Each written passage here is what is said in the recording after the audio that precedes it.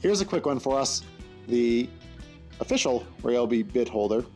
They do make a larger one, but came across this one. Dirt cheap. It's a small bit holder. It holds one extra bit. An annoying little package. Yeah, you bet I'm going to use my cutter to open this. I am going to attach it to my impact driver. So, yeah, there we go. That fits good about right there. Oh. Nice and sturdy.